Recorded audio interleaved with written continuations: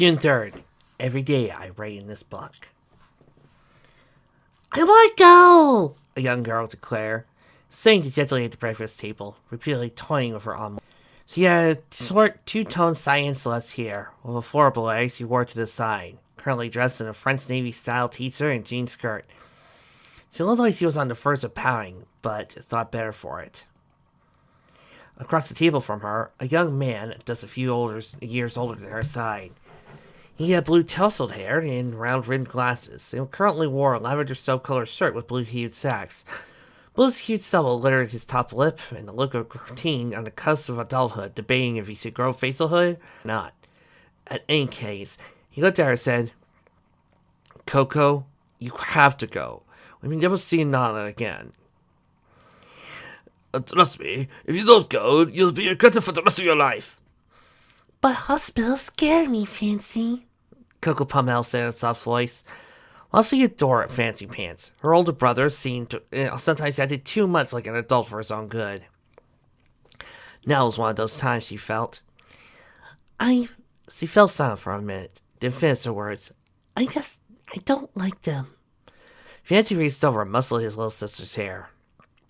Coco tended to be afraid to grow up. She was drinking a violent personality, and while normally he was fine with that, he was going away to college in a couple of months, and couldn't be there for her on a regular basis anymore. Sooner or later, she couldn't hide behind him. Coco, this is important. It's important to our parents, and also for Lana. You should go see her.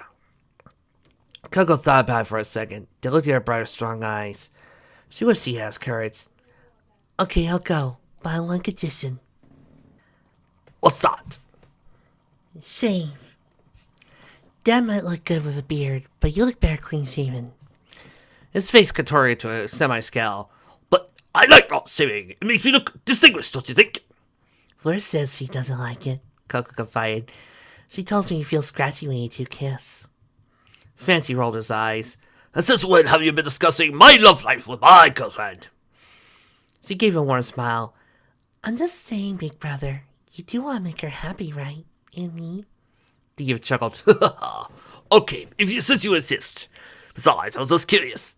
You ever really think I'll grow out, since I'll probably look horrible with a moustache? And make sure that form CDSS-304 is completely filled out, accompanied by CDSS-228, which is a certificate of health, and CDSS-1146, which is the background investigations document. The clerk said to Ballard. Yes, this should all be they need to get started. Ballard said, "Thank you so much for your time, Miss Reeve." The young woman looked at her clerk, was on plain place sat, reading Amicus Brief, Legal Services Clerk. Oh, no problem at all, the woman said with a smile. In fact, had I known it was for Kate's future in-laws, I would have got the paperwork prepared sooner. Wish I could get married in Italy, but I guess I need a boyfriend first. Anyway, have a nice day, and have Kate call me when she gets back, okay? Will do. Octavia grinned as she and her mother departed the building. As they walked towards the car, the team assistant held a stack of documents in her hands, some of the most precious treasures known to man. Do we have a briefcase for these? Octavia asked Ballard, preferably under the front lock. Sweetie, you'll treat them like government documents. Ballard replied, trying to save a giggle. Mom, that's important to me. I dare, Uncle. What? As Octavia said, in a garsy voice. I wonder how much my life is going to change in the next few. You'll be gone at the end of the month. I'll be leaving with Uncle Knight on Felvin, and now this. The last part hadn't been expected. Leslie had been planning for evening and Ballard to depart the week prior to Octavia's first week of school. But the orchestra they were joining had just received a request for a command performance for the Sultan of Brunei. As that was an extremely prestigious opportunity, Evening and Ballard chose to join their group as soon in order to take advantage of the once-in-a-lifetime event. Ballard reached over and took her daughter's face. Taffy, life is all about change. Look at Sunny. When she first came into our lives, she was lonely and guarded, with only her friends to rely on. And if what Velvet's friend says is true, she hadn't even really trusted them. And now look at her. She has a family, a life. people who love and support her, and all that came out because of chains. I'm sorry, it's just, man, I never really thought of myself as a kid growing up. Without you and Dad leaving and me staying here, feels like I'm losing part of my childhood. Tavi, dear, considering we won't see you again until Shiny's wedding next year, how do you think your father and I feel? Yeah, I guess. Smiling, Bally reached over to kiss her daughter on the forehead. Besides, you aren't rid of your father and I just yet, and as Sunny is still at school, you and I have time to maybe get a quick treat at Sugar Cube Corner before your cousin needs a lift. It was the middle of one of Sunset's classes that her phone went off. She didn't recognize the number, but she didn't need to. Only one person would call her at this time of day. Miss Cheerily, I really need to take this call, Sunset stated. Sunset, this is the middle of the day. It's my sister. She's calling from Italy, and I'm really worried about her. The look on Sunset's eyes was determined. The worst came too. She just walked out of the class to take the call. Regardless, it prayed that the explanation to Miss Luna would smooth things over. She hoped that wouldn't happen, as she didn't want to put her mother's friend on the spot. Besides, she liked Miss Cheerily. She was one of the first teachers to acknowledge Sunset's chains, which made her feel good inside. I see. Cheerily looked at the clock inside. Okay, but see me after school day so we could go over what you missed. We have a lot of ground to cover, and very little time to cover it in. Sunset nodded, grabbed her purse and her books, then rushed out the door, made as far as the door before she answered, Twilight? No, Sonny, it's me. Sonny's voice sounded over the line. Though Scratchy had a slight reverb. Sorry to call not the greatest. The connection's absolutely horrible. Took me 3 times to get you. How's things going? While she was disappointed it wasn't Twilight, she was glad it was a member of her family, namely her older brother. She knew that technically she was the oldest, but no one in her family knew the truth about her. Besides, it felt good having an older sibling look out for her. Busy as hell. I'm going to have to take a cash course in Italian just so I can say my vowels and the like. Fortunately, Harmonia says that since I know some Spanish, it shouldn't be all that hard, since all Romance languages are the same anyway. Sunset immediately made a mental note to look up Romance language. She got the feeling that Shiny was using Romance differently than what it usually meant. Other than that, the place is beautiful, and I think Katie and I are going to enjoy running around Europe for our honeymoon. Sure, rub it in, why don't you? Sunset teased. Though in truth, she was too happy to hear from him. Or anyone, really. She could have even dealt with Spike's brattiness on the phone. Hey, you'll get there someday. Sonny, anyway, the reason I called to you is to let you know about Twilight. At the sound of Twilight's name, Sunset suddenly froze up.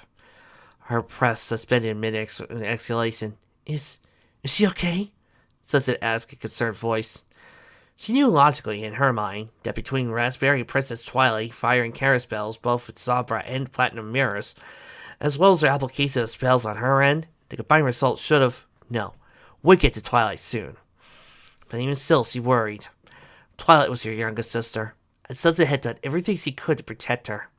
She knew her heart would break if something caused the cure to go wrong. She's fine, Shiny told her, but everyone's afraid she's going to miss the trip. Besides, she's been spending most of it sleeping. But otherwise, she looks fine. I know you've been worried about her. Mom and Dad admit that maybe in retrospect, they could have been a little more vigilant about the whole thing, but long story short, she's doing well. She should be back to normal by the time we're ready to fly home. Sunny, is something wrong? Sunset wiped a tear from her eyes. Just, it's a little foggy over here. You know, that sort of stuff. Right. For a few minutes, the two talked about various things.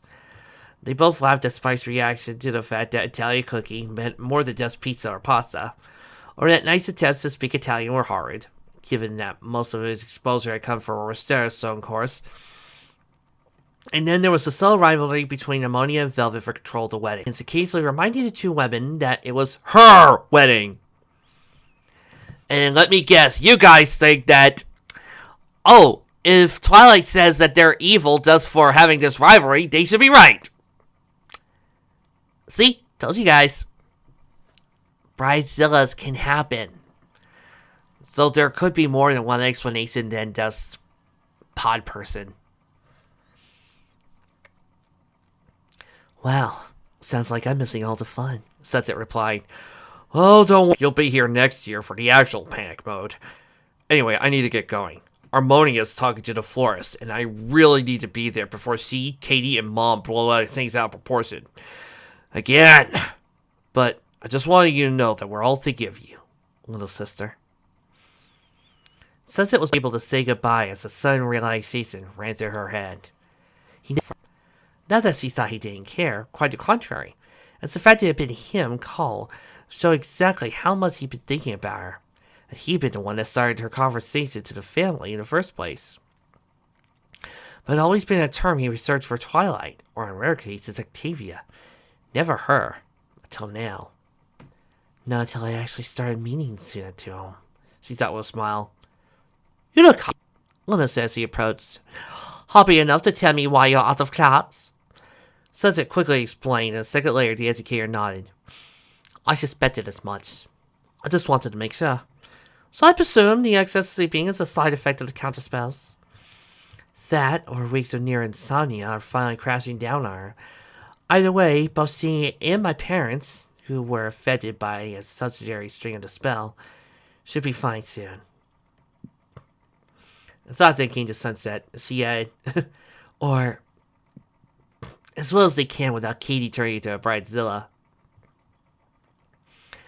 Cadis would never do that, Luna replied with some smile on her lips. She's too sincere and honest. Sunset, who briefly read about Princess Katie's disastrous wedding, opted to keep quiet lest he spoil the moment. Thanks for coming with me, Octavia, dear, Verity commented. It just seems odd that everyone is busy. And besides, I did promise to repay you for the help that you gave me the other day. Oh, believe me, I think I've earned this one. Octavia grinned, looking at the menu. Besides, with the way your sister and her friends suddenly hijacked me into being their mentor, so they could watch all those kids while at the museum, she shrugged. You know, I wasn't in the Scouts long, but I don't recall anything about needing a mentor for everything. Rarity brushed slightly.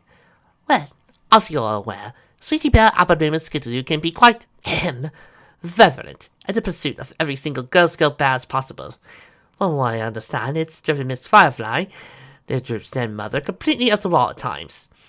That's why all of us have tried to, well, I wouldn't say contain, maybe handle is a better word, the girls at some point or another. I suspect because of Sunset's changed and living arrangements, and both yours and Twilight's inclusion to the group, they probably thought you were fair game, as it were. Well, I don't mind, particularly, but would someone please give me a warning next time? I can only imagine if they grab Twilight instead of me or Sunny, or one of you girls. You know how my cousin can be. Speaking of which, Rarity idly asked, while she chose to focus on her own menu, how's that coming along? Kitty called me about half an hour ago. Sounds like Twilight is recovering, and she's been mostly sleeping. I don't know the full details, but apparently whatever it was, Sunny was just a little too worried about it. Octavia's lips tightened slightly, also voluntarily, as it was a conscious action. If it had been anyone else, they would have misunderstood the gesture. Rarity, however, tends to be an expert when watching such motions. Rarity looked up from her menu, eyes merely turning up towards Octavia instead of her head pulling away from his position. Octavia, dear, I want you to be honest. But Rarity looked at her. Do you really think so little of me? Octavia adjusted her uncomfortably seat. Well, you're all Sunny's friend. I'm yours as friend. We are in a group, or did you forget that? No, Octavia sighed. It's just, she sighed. You think I'm being petty. Darling, we're teenagers. This is the time in our lives when we excel at being petty. It's in our DNA. Rarity said with a hint of a smile. Now, will you tell me exactly why you're still jealous of Sunset, or do I have to guess further? In response, Octavia turned away from her. Conveniently, the waiter chose that exact moment to show up. Both girls placed their orders, and once the waiter departed, the pair sat for an uncomfortable number of minutes. Finally, Octavia stopped counting the holes in the lacy tablecloth and looked at Rarity. Obvious. Not to most people, no, Rarity replied, and I would certainly never tell another soul, and it's certainly not. But if you don't talk to someone about it, sooner or later it'll become so, and I would think it would rather solve this than a defessor. Surprisingly, Octavia laughed bitterly at that. I'm just a silly bitch. Let's face it. For years I was Twilight's best friend and sister figure. I was her life and I liked that. So I'm relatively more open than she is. Well, that's just it, relatively. All life it was just me and her. He was just in pause to take a drink from her water, then continued. And it's all been a busy day in the course of a year. Don't get me wrong, having you and the other girls in my life is great. And I absolutely love Sunny and Nico a lot. She's family, and I consider her my cousin and an older sister figure. Then Octavia looked out the window at the garden outside and said in a muted tone, "Oh, that's just where the problem starts." Before Verity asked, Octavia turned to look back at her, continuing. It was just this past October when Sunny came into our lives. She didn't trust anyone, and though Twilight never admitted, I think she was afraid of Sunny at first. Well, then something happened I'd never seen Twilight do. She went out of her way to reach out to Sunny. There have been others who have tried to reach out to Twilight, but she never cared. Just hid behind me or found some reason to just not care. But with Sunny, Twilight idolizes her, and as he's almost fully a member of my family, and only almost because she's fostered. Man, I love Sunny dearly, but Twilight thinks the world of her. In a softer voice, as he used to think that way with me. At that moment, Rarity wished she invited Fluttershy. While Rarity could handle a morose conversationalist, Fluttershy had her mother's bedside manner and a knack for empathy. But the chiffon-haired girl had issues of her own at the moment, was working through them. I don't see why you think that way. I know Twilight adores you. You two have been together your whole lives, just as you said. She knew Octavia was about to say something. She raised her hand to forestall the comment, while the waiter brought her back their food. Next few moments were silence as the pair ate before Octavia, looking a little more at ease, started again. When we were younger, attending school at the Wintergreen Private Academy, there was a girl named Sapphire Stars that constantly picked on Twilight, and I finally stepped in to stop it. For years I've done that. Years! And now, when she was attacked, it wasn't me that saved her. It was Sunny. And when Twilight was going through her nightmares, when she almost killed herself, who was the one that saved her? It wasn't me. It was Sunny. And here I am, left out in the dark, alone by myself. Rarity took a sip of her coffee. I must say, Octavia, this isn't the side of you I expected to see. Granted, we never liked showing our kissing kin, our not as they were. I never expected this from you. What? That I'm jealous? I feel supplanted in my life by the girl who just came in a few months ago. That someone I should actually care about as much as my other cousins I feel utterly jealous of. Was someone who saved me from whatever that bitch fighter was going to do to me. I didn't like this about Sunny, I know that. Octavia shook her head sadly and said, It's irrational. Makes no sense, I know, but I can't help how I feel. Have you talked to her about this? I tried once. Back in March when we went down to L.A. I thought I'd gotten through it, I really did. But then when she called me to ask for help with Twilight, I turned her down. Yeah, I was a bitch. An outright bitch to her, hadn't I? I know it's an ugly side of myself, and I know she doesn't deserve it. Most of the time I could deal with it, but it's like there's a darkness in me I can't let go of. It's like it's slowly eating me alive. Rarity rolled her eyes. Octavia, dear, believe me when I could say you could do without the melodrama. And believe me, I know melodrama. Within the darkness of her room, Fluttershy laid on the bed, having not moved since she took a shower, and returned to her bedroom to change. She didn't have to worry about taking care of Angel today. Her mother had been working to the bone so much as of late that her boss insisted she take the day off, and Angel had taken advantage of that, most likely. It gave him the chance to go back to those violent games of his and play with relative impunity. This was perfectly fine for the chiffon-haired teen. She didn't want to be bothered right now. Grateful she hadn't scheduled anything with her friends, nor did she have to work today at the animal shelter. It says she just laid on bed, staring at the glowing dark stars that had always been on her ceiling since she was 8. The stars, she remembered, were a gift, so that way she knew she was always watched, always loved. I mainly got those stars because I wanted to pick my own planetarium and I couldn't find one of those little planetarium thingies. She knew that was a lie. Not the fact that she was loved, nor the fact that she was cared for. Her mother worked with infinite energy and care, doing more as a single parent than any person had a right to be. She was a doctor and a single mother. Either of those were incredibly hard duties, but paired together was a recipe for disaster. Yet Fluttershy knew without a doubt that her mother had done everything within her power to make sure she and Angel were growing up right, whatever that meant.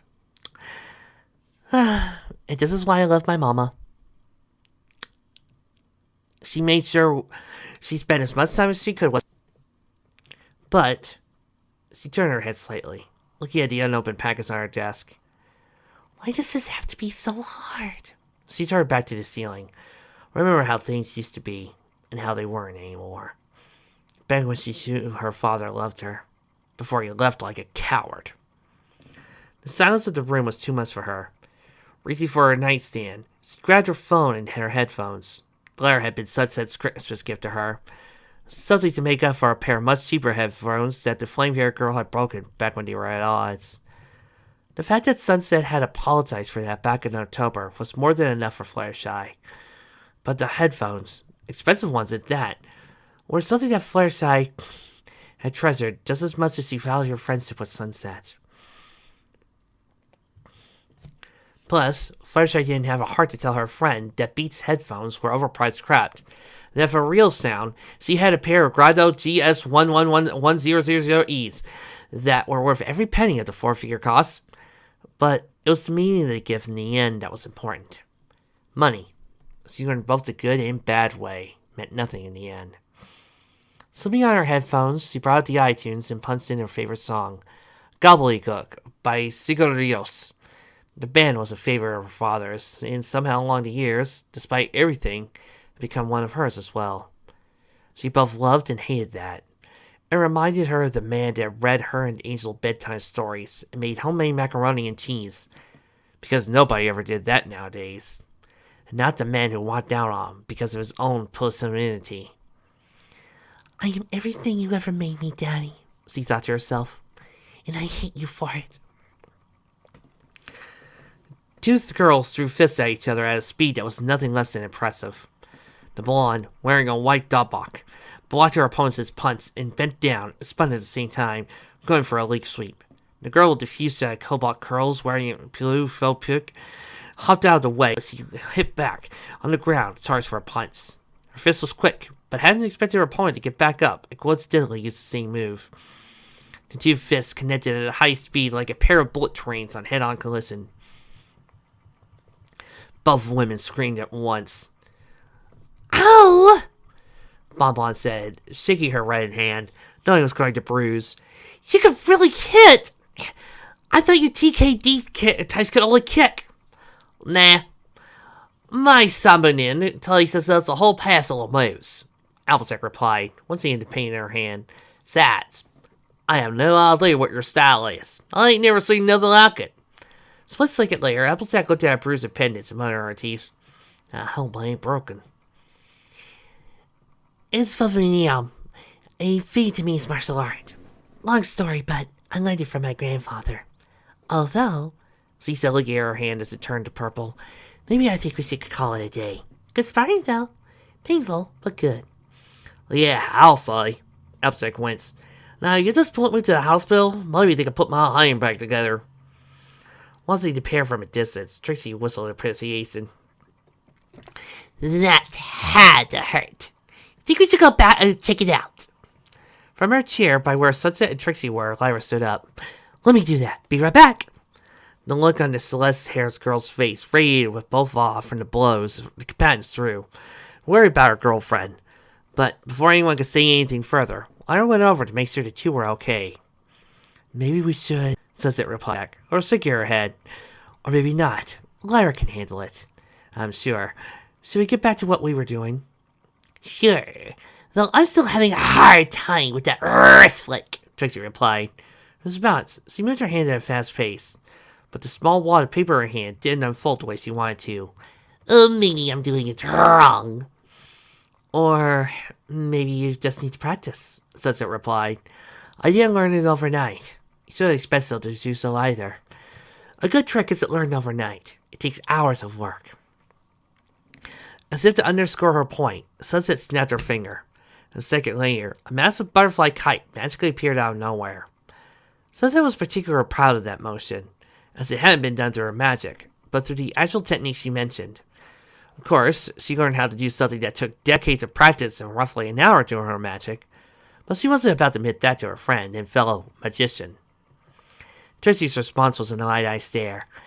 I still don't know how the heck you did that. I swear! If I didn't know any better, I think you were using real magic and not just stagecraft or whatever new age bullshit my mother comes up with. No, it's just a lot of practice, Sunset told Trixie with an honest smile.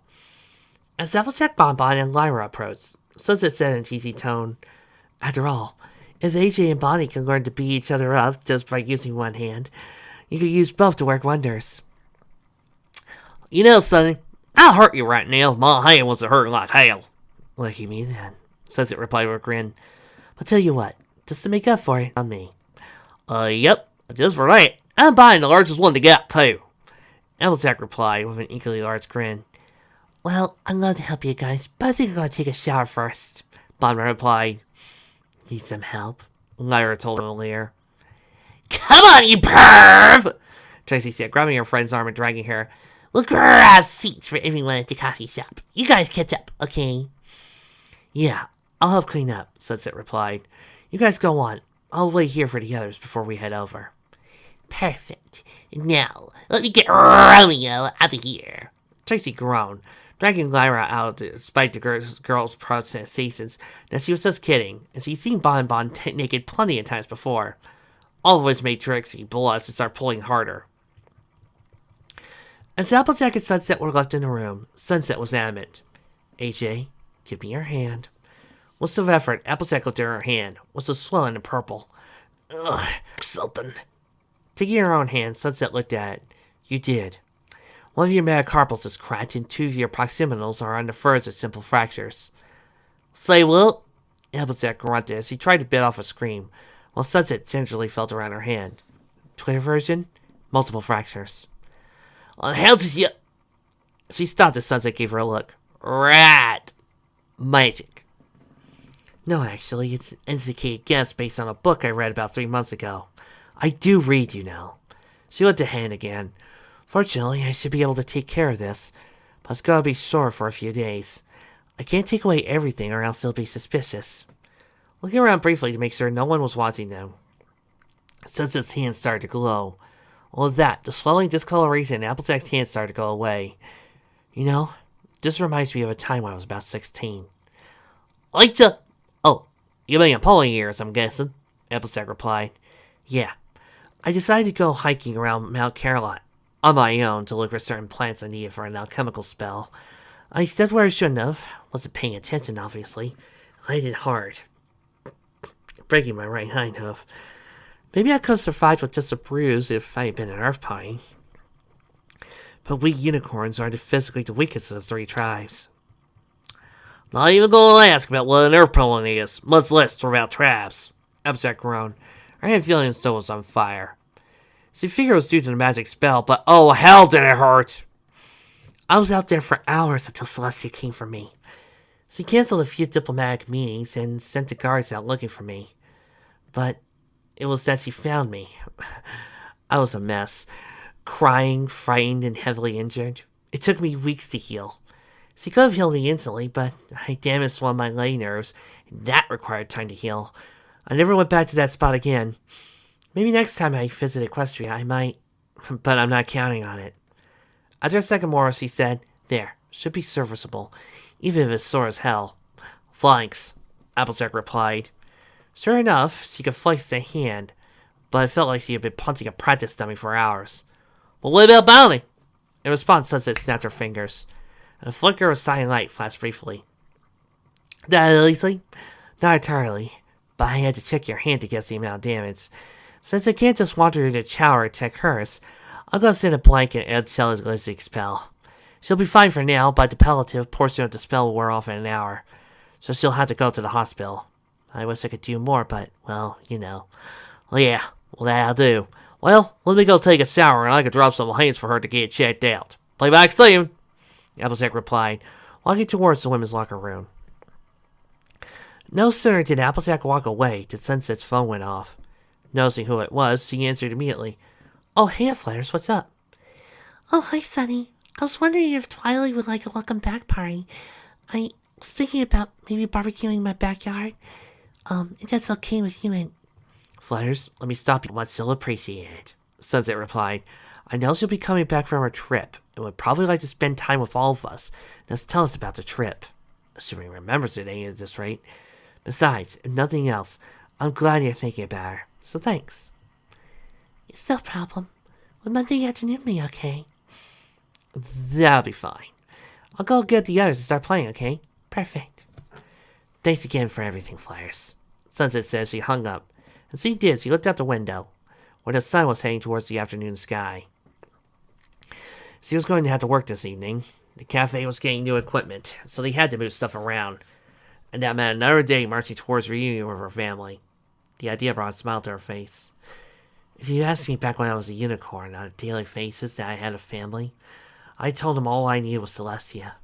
But now I know I was wrong. That's been the greatest joy of my life. She turned as her friends came out of the locker room, Bonbon's hand not as bad as it had been earlier, but clearly signaling she had to spend the afternoon at the hospital. Sunset genuinely winced at that. With her power as it was now, the extra spells or medicinal grimoires she brought from Equestria, she could have easily healed both Applejack's and Bonbon's injuries. But for the moment, she had to be merely human. And you're not joking about this? Celestia asked Luna while the two sat down for lunch together. I wish I was, the younger educator told her sister, but I'm not. Sunset's magic is far more powerful than before. Defensive of an analogy, the level is the Officer Lake and Three Heroes Park in the Pacific Ocean. As Celestia's jaw dropped in shock as a result of that, Luna nodded understanding. And now you know how I felt when I suddenly got teleported to Horseshoe Bay. The pastel-haired woman leaned back in her chair. Still, this is somewhat concerning. You spoke to her about this. She swore she was going to use her power sparingly. She only been granted it because her mentor back on homeworld feared for her magicless life here. A small smile came back to her sister's face. You think we were barely eking out on life as nomadic hunter-gatherers, from the way Sunset made her mentor's reaction sound.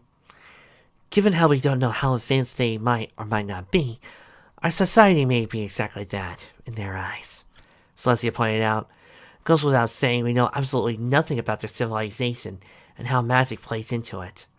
For all we know, Sunset needs it to live, just as she needs food or water, and she may have been starving, quote-unquote. Somehow I doubt that, Luna replied. In any case, I think she identifies us more nowadays than with her own species. She told me she was also tasked with being the ambassador to her kind, once they decided to introduce themselves to humanity. But she sounded as though she was reluctant to take on said duty. Maybe she's just worried that we're going to go all Xenolestia here and we're going to be going Confusion Bureau style. Oh Lord, not that. You know, maybe this is why I'm glad for the whole entire Mobius is actually a bunch of islands while humans live on it. No chance of the Confusion Bureau Sonic style. Do you think it has to do with her past? Or Vel and her family? Vel, of course. Like given her a family, and senses were incarcerated. And whatever it was her mentor didn't give her, Vel, Knight, and her family have. Luna took a bite of her pizza, and a sudden thought came to her. It does occur to me that Sunset's never mentioned her mentor's name. Perhaps it's taboo in their culture, Celestia commented, setting down her double cheeseburger. She knew Luna hated that her older sister could eat whatever she wanted, never seemed to gain weight. But it was just luck on Celestia's part. Or maybe you're just missing the obvious. There may not be unpronounceable to humans. Sunset's race is extra-dimensional after all. Funny, I don't recall having a difficult time pronouncing Sunset's name or that of Twilight Sparkles, Luna replied. That's because the alien princess took on the form of Twilight when she came here, Celestia reminded her.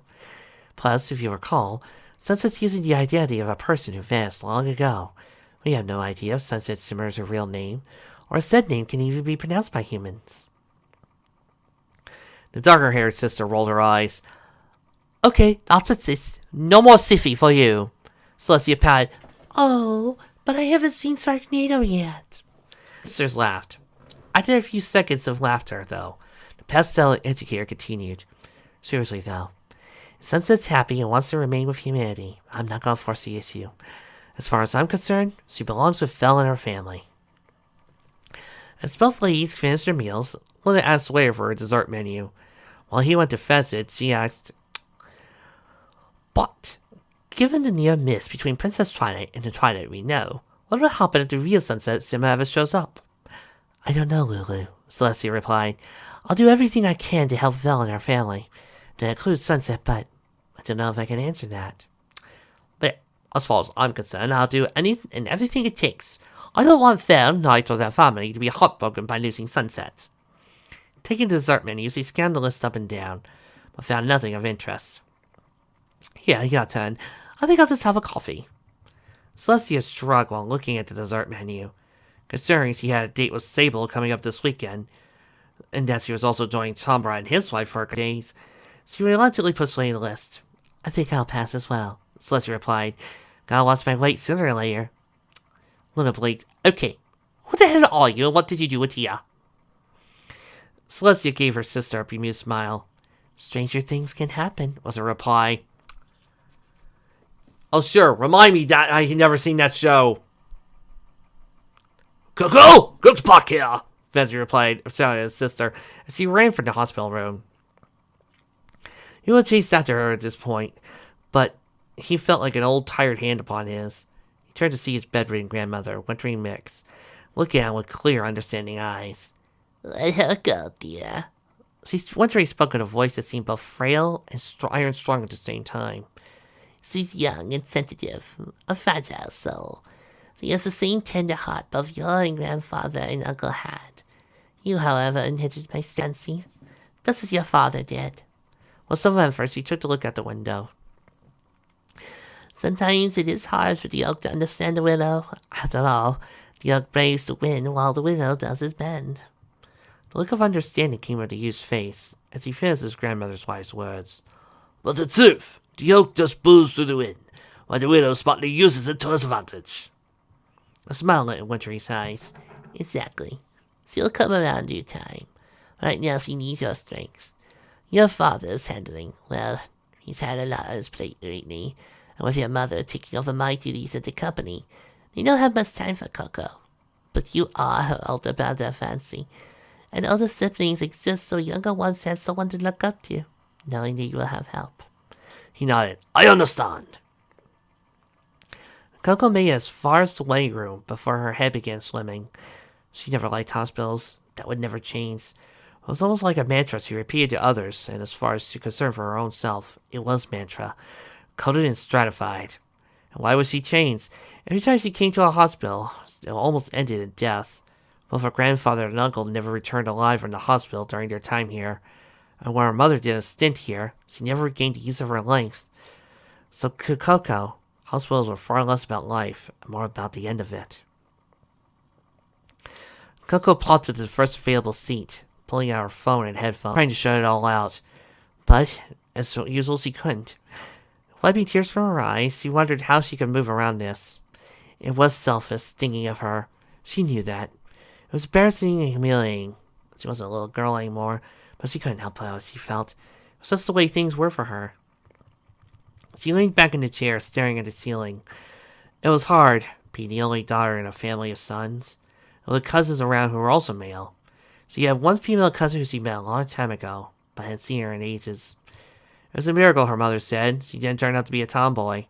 Maybe it did have something to do with her education more than... Her cell phone rang. Melissa's time caught Coco off guard. Received the person he answered. "Hello? Coco!" A servant voice came over the line, and the girl smiled. Only one person could make a grin like that. Her best friend. "Hiya, Crackle," Coco said, feeling much better now. Of all the people Coco had known in her young life, Crackle had been the best. Both had attended Hassenfield School when they were kids, and were almost always inseparable. But it didn't matter to Coco that Crackle on what people called the wrong side of town. She couldn't be blamed for not having the forces in life people had. Besides, Crackle said as long as she had a roof over her head, people loved her, and a carefree heart, that's all she wanted out of life. Besides, Crackle was smarter than the people who tended to think she was. For a girl whose red eyes seemed to make people think she was an empty-headed girl, they didn't know how smart she was either. "Are Heard your grandma's in the hospital. Coco said over the line. Coco met her friend, just lying in her bed. Her violet hair tied into those Sailor Moon-style cone Odongo buns, and wearing Daisy Dukes and a well-worn green sweatshirt with plastic rhinestones. Sorry about that. It's okay, Coco replied. It's going to happen sooner or later. Yeah, I guess. I never met my grandparents as they still live in China, and my other ones, well... Coco once said that. In addition to all the other issues in her life, Crackle was born out of wedlock, as the saying went. Crackle lives with her mother in Riverbend, a suburb of Caroline just north of the city. Crackle's mother, Boilermaker, owned a restaurant in Riverbend, and both Crackle and Boilermaker lived in a small house not too far from it. Crackle's father was bench warrant, the district judge for Caroline on the Eastern California U.S. Federal Circuit. As though warrant, Crackle had an older house there, Suri Polarmare, who lived in San Palemo with her parents. But that's not what I called. Remember that we're supposed to start school? Yeah? Coco asked cautiously, wondering what Crackle was up to. It was one thing her friend tended to do, was come up with some sort of plan that usually blew up in her face. More than once, Coco had to cover for Crackle. Even still, Crackle never did anything to hurt Coco at all. Well, you know that our school has that big sister thing going on, right? Well, since Suri can't do it for me, there's apparently no siblings rule, I asked her if she could take you under her wing. She wants to meet you and get you know better. Plus, she figured if you two stay at high start things, it'd be easier for you to transition. Faces at lunch at the sea tomorrow, 12:30. Can you make it? I guess. I'll have to ask our fancy or their chauffeur they can take me. But yeah, I think it's doable. Great, see you then! As Coco put her phone back in her purse, she grinned. Last things were looking up. If Suri was anything like Crackle, probably the nicest girl in the world.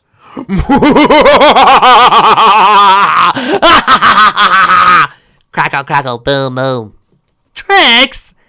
No, we are not wasting the special effects budget on that laugh. Fine, fine. What you doing for a peanut butter cracker? No! Frick. Right now, Sunset thought to herself, I feel like the biggest idiot in the world. At the moment, she was looking over her itinerary of her family's trip, listening not that she was with them, but they would come home to her, especially Twilight.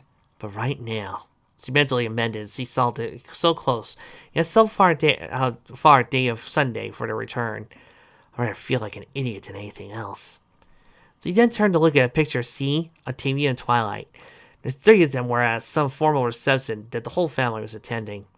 Except for Spike, and how he got out of it she never learned, but it was a special occasion. The three of them had been wearing matched dresses and had the attention of a lot of guys. This had been the week just before the whole club incident, so back then there had been nothing to be suspicious about. It was something her foster mother said, a slight slip of the tongue that made Sunset's whole entire night. When introducing the family to everyone, Velvet had referred to Sunset as her older daughter, not the foster child, not someone the family had taken in as a charity case, as part of her family. A loving smile came into Sunset's face. She had a family. It didn't matter if she wasn't officially adopted. She would have had a family for the rest of her life. She knew it. She had parents, brothers, a sister, people who she loved and loved her back. That's why she felt like an idiot. Because she knew she was still lying to them, and always lied to the people she loved most. Both her parents and friends, as well as her mother's friends, Celestia and Luna, knew who she was, but it didn't bother them. But her family did, and that bothered her. Gently, she reached down towards Twilight in the image. Twilight, if you found out I was a big liar, will I still be your sister? Sunset wondered, tears coming to her eyes. Trudging out the stairs, Octavia felt white, but in a good way. She spent an hour practicing her contrabass, and then another hour playing the piano. She had been a good musician by coming up on several instruments.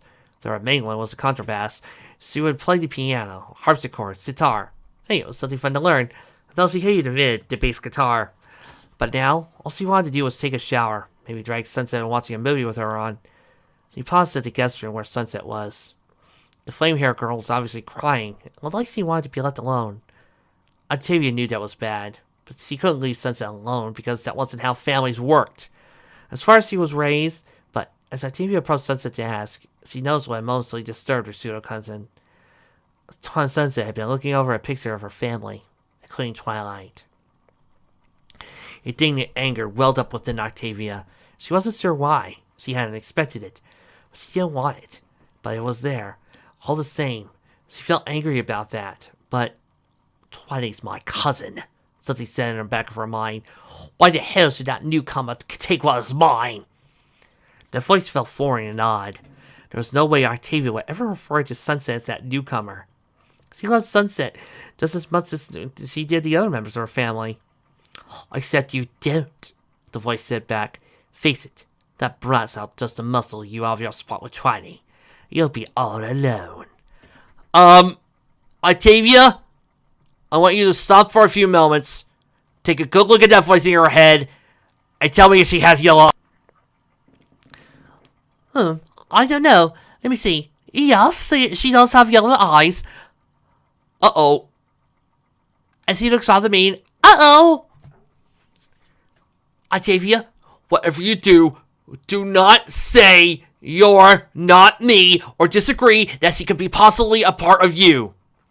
But listen to what she's saying. She's so obviously not me. Pfft, oh, for Pete's sake. Trix! On it! Priscilla!